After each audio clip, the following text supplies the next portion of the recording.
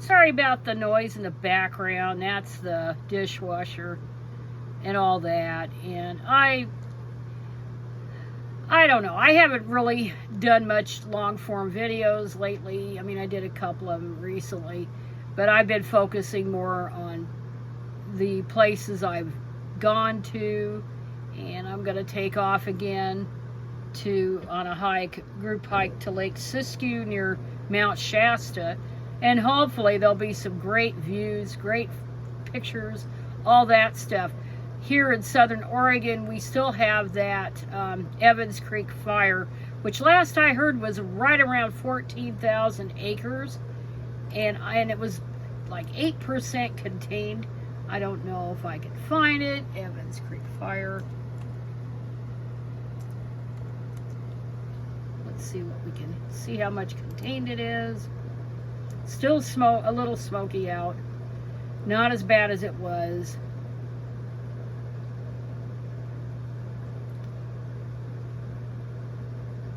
Oh shit, it takes so damn long to download. Christ. That was, let's see, it says, they strengthen lines as Evans Creek fire, built on overnight progress. Well, if it's going to take 1 million years to read the article, I probably don't even want to mess with it. Okay, Monday.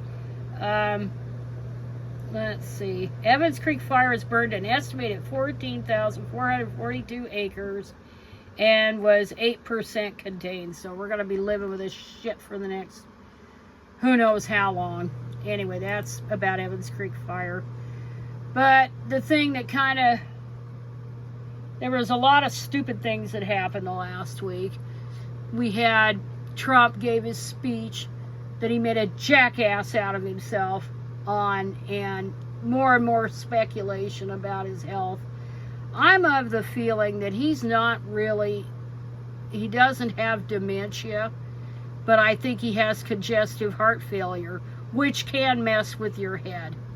And he might have some sundowning because he does stay up all night with his idiot tweets and stuff, and social media posts and all that, and then he sleeps and naps during the day.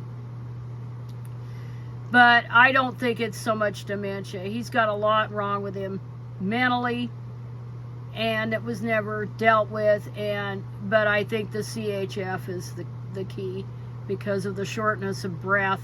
Everything fits CHF, and that's what they're covering up.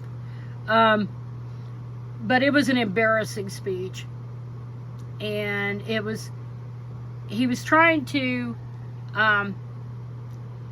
prime his dwindling number of followers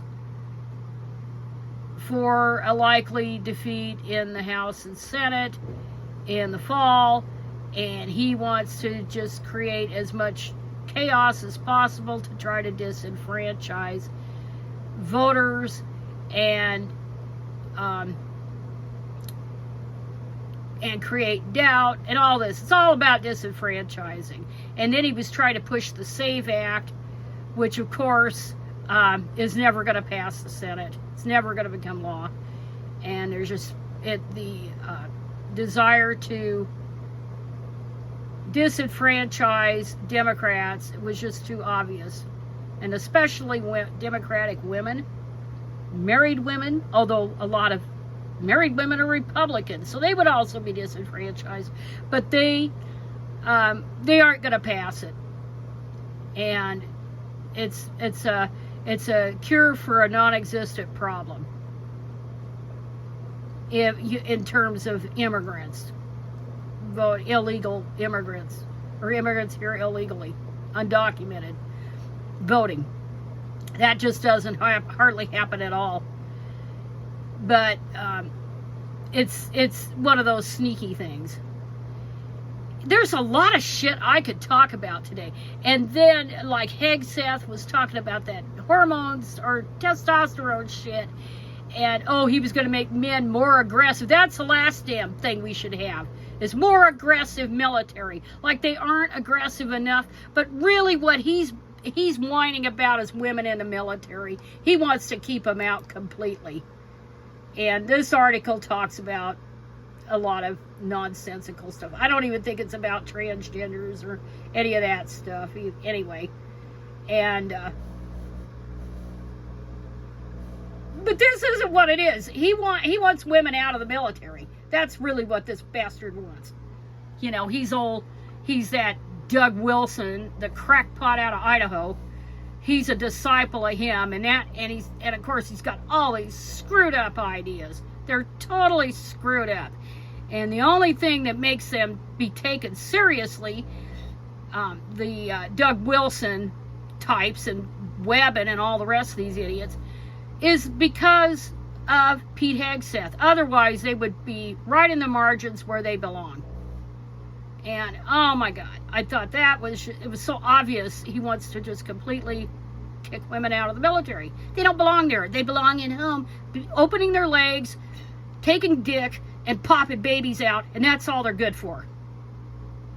Another fucking MRA. And then, of course, I don't comment on transgenderism hardly at all anymore. That's intentional ever since the Dobbs decision, because I figured that rendered it all but, I don't want to say moot, but the ones that kept yammering about it, they were being tools of the political right, and you cannot make nice with the political right, and especially the Heritage Foundation. Oh my fucking God, you can't. And so I don't talk about that hardly at all. And of course, the U.S. Supreme Court a couple of weeks ago tossed that male cheaters in women's sports, that's mostly what it is, but they tossed that back to the states, kind of like what they did with Dobbs. They didn't want to deal with it, so they just figured let the states hash it out. And so that's where it was. And it was never any doubt they weren't gonna deal with that issue or that matter head on. But, it's not a constitutional right to cheat. I haven't really changed my point of view about this issue, but I don't talk about it. I haven't talked about it in, I think, 4 years, deliberately. Because it's been hijacked by the right, and everything that they touch is poisonous. It's toxic. And yeah, I know the Olympics, they went back and decided they were going to crack down on not just transgenders, but the DSD cheats that were so flagrant. And I know that. And it was going to happen. It was inevitable it was going to happen. Because you couldn't have that. It's just not fair. But that's probably the last I'm going to mention that issue. Because the right has ruined it. Just poisoned it beyond recognition. But, but this is what with Hegseth, this isn't about the transgender matter. This is about getting women out. Because he's openly hostile to it. And then, gosh, Christ, there's so much stuff to talk about. And then, of course, the big story over the weekend was about the Tate brothers being arrested. Or being arrested under, and possibly being extradited from the United States to face criminal charges in the UK. And I hope they will be extradited and they will be thrown in prison for the rest of their lives. Going back, backtrack a little bit. I've been listening to a lot of podcasts and YouTube stuff and about women that are decided they've had enough of what men are pulling. And they understand how many men are been damaged. And they decided they're going to do what they want to do, and they're going to live their own lives, and it's not going to be men at the front and center anymore, which is a good thing. I was doing that decades ago, and it helped in my situation because I had much older sisters, and they could not escape the pressure of the 1950s and early 60s, and actually clear into the mid 70s. most likely, is where it was most intense, the post-war era. So say 1945 to 75, where everybody had to get married, everybody had to have kids, everybody had to live this way, or there was something wrong with you, which I could go into Lindsey Graham's death. I could go into that and all the bullshit gossip about him being allegedly gay with no evidence at all, which wouldn't matter anyway because it was nobody's goddamn business. But there's this assumption that you had to be gay if you weren't married, or that if your name was Lindsay, or it was just your demeanor is quote unquote effeminate. Like that in itself is homophobic. But there was never any evidence that he was any of that he was closeted. And I would see this stuff about blackmail. What the hell why would anybody blackmail somebody for being gay in the 21st century? This ain't the 1950s, for crying out loud. So that it never made any sense. So I could go talk about that. So I kind of did. Like I said, there was a lot of shit last week or so. And before I get back into this Tate thing, and then I want to mention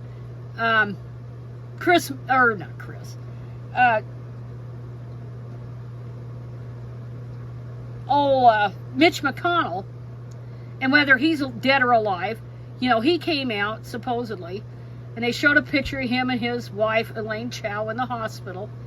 And everybody, the conspiracy theorists, were saying, well, he looked too good for that to be genuine, or it must be AI, or it must be this or that.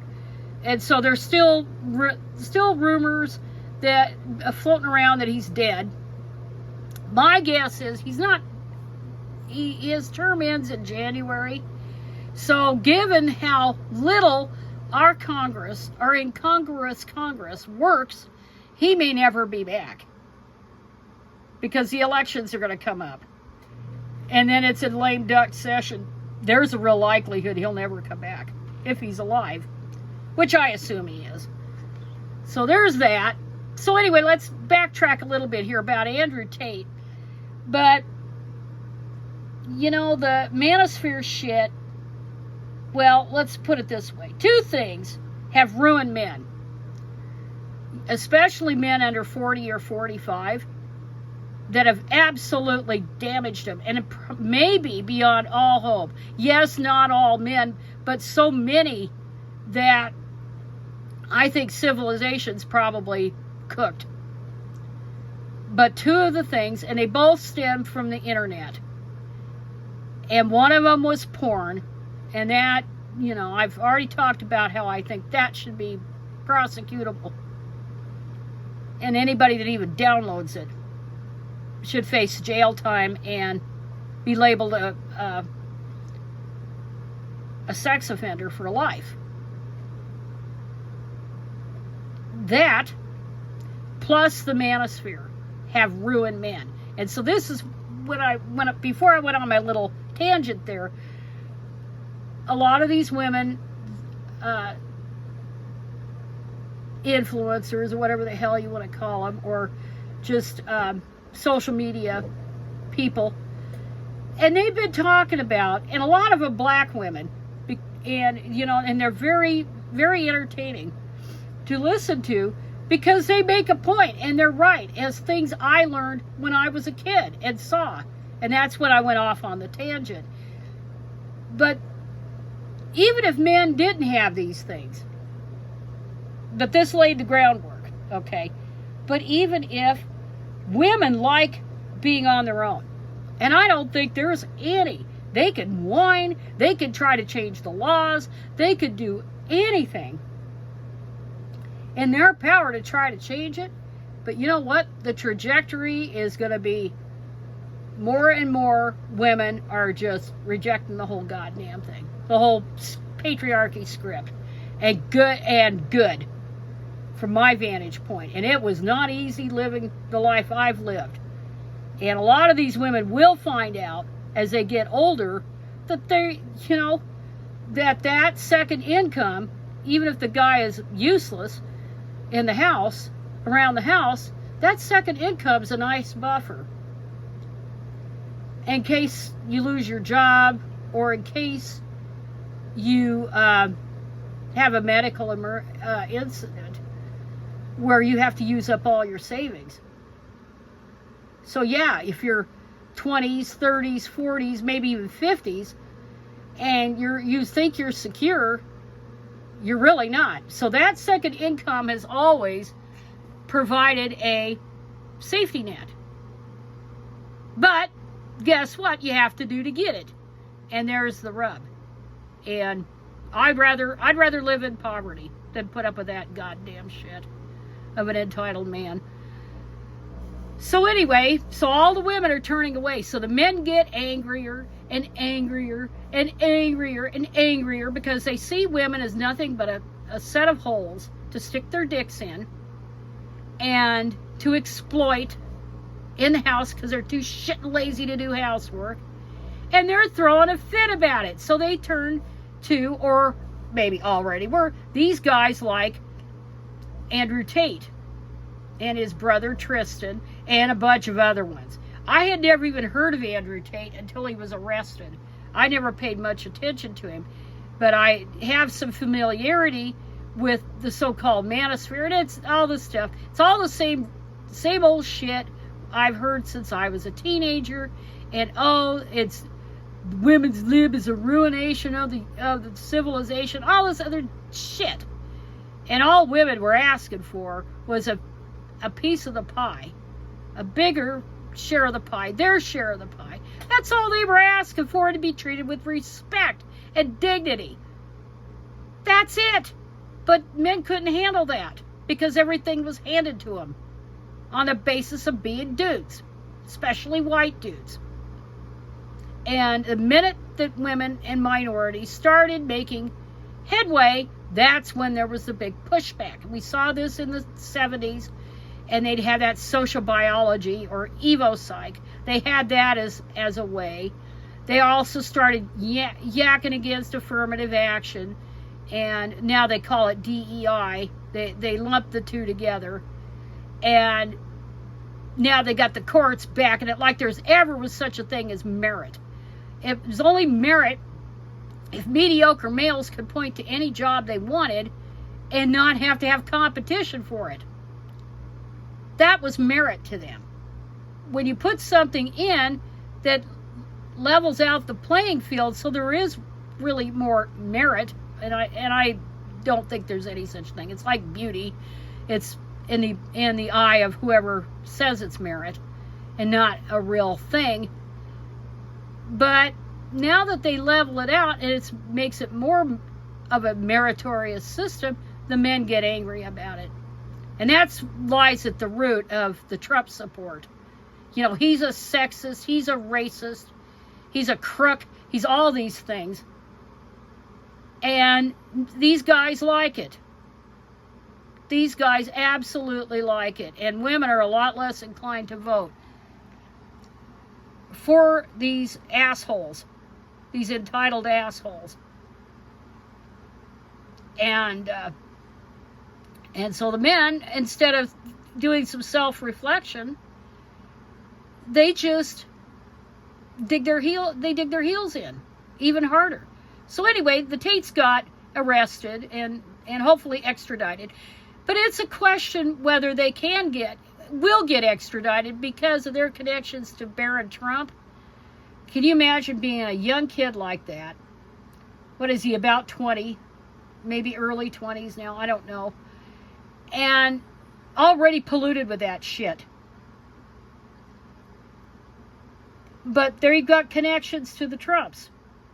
Now, whether Trump is going to say, oh, we're not going to extradite him, or I think the one that's really responsible, but of course he's accountable to Trump, and that's old Marco Rubio. But of course Rubio's got presidential ambitions. Whether he's going to say, okay, go ahead and extradite him. I hope they are extradited. And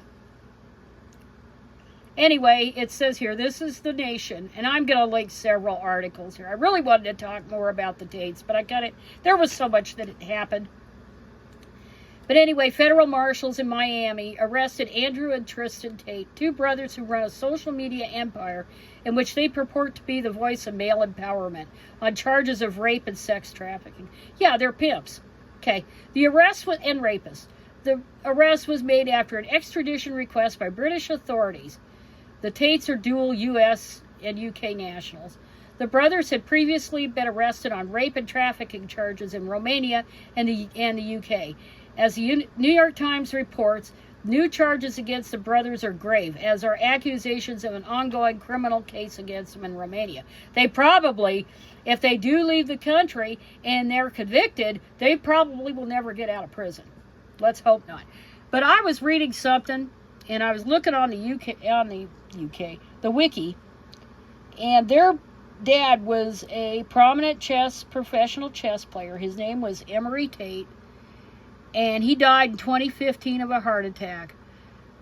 And apparently, he was one of these guys that he's kind of like Bobby Fischer, another one, where probably too smart, quote unquote smart, paper smart for his own good.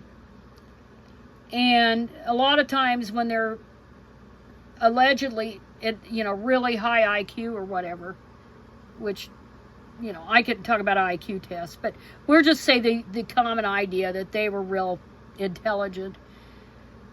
They're screwed up mentally. And I was noted that Emery had been diagnosed with a variety of mental problems.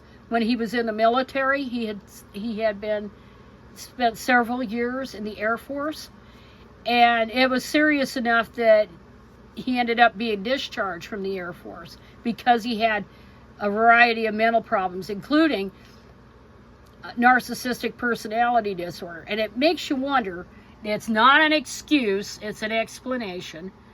Good Lord, there's no excuse for this shit. But why these sons turned out like they did. How much of that was hereditary. We've learned a lot about Trump and his dad having Alzheimer's, but of course Alzheimer's is not hereditary. That kind of thing is not known to be hereditary. But, how much of that did affect him. But I submit that Trump doesn't so much have dementia as he has CHF. So, and I'm not a doctor, but that's going to be my story, and I'm going to stick with it. So anyway, that's an aside. So Andrew Tate has 7 counts of rape, 3 counts of sex trafficking, 3 counts of assault, and 19 more charges relating to sexual images of children and extreme pornography. Oh boy. Tristan Tate, 38, faces 2 new charges of rape, 1 count of sexual assault, and 3 counts of sex trafficking. In Romania, where the Tates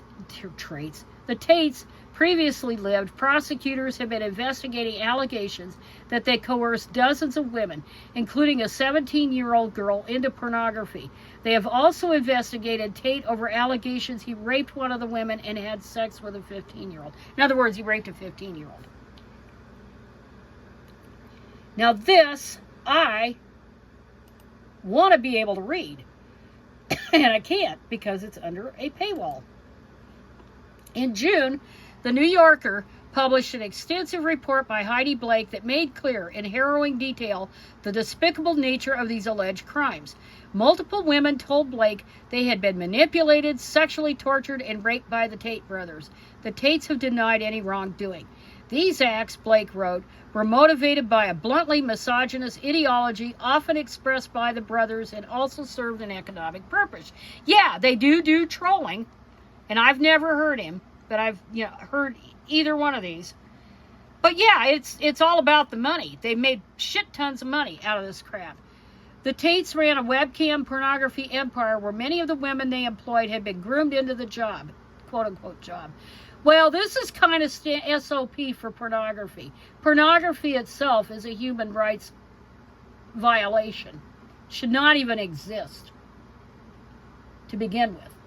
Just as prostitution shouldn't exist. Anyway, The business model relied on paying these employees as little as possible. The verbal and sexual abuse allegedly inflicted upon them seems to have served as a way to keeping wages low. Oh yeah, nice libertarian guys. And I'm not going to go any further because it's asking me to create a free account. And anyway, on an online network called The War Room, Andrew Tate offers lessons on pimping, or as he once put it, recruiting women into sexual slavery. So, I mean, he's a low-life sack of shit. But it's going to mean, wait a minute, how did this happen? How did I get to read this? I thought this was paywalled, but I've got it here. I guess they must have given you a free one from that link. A free link. So, you know, if you're lucky, you get that one. Oh, nope. I'm out of luck. Nope. Sorry. Sorry, folks. So I can't quote from that. Anyway, we will see if they actually get extradited. But the manosphere has poisoned males. They've absolutely poisoned them. And they've rendered them unfit for any kind of relationship with women. And the thing is, even if men cleaned up their act, these guys, women aren't gonna do it anyway because they like being on their own. They don't have to put up with any more bullshit. And it's going to be interesting to see just how this unfolds. But gosh damn, I wish I had that. I wish I could read that New Yorker article, and it should be available for free given current events. At least keep it free for a little bit. But anyway, that's going to be kind of it for me for now. I've gone on for almost a half an hour, so I think this is a good time to stop it.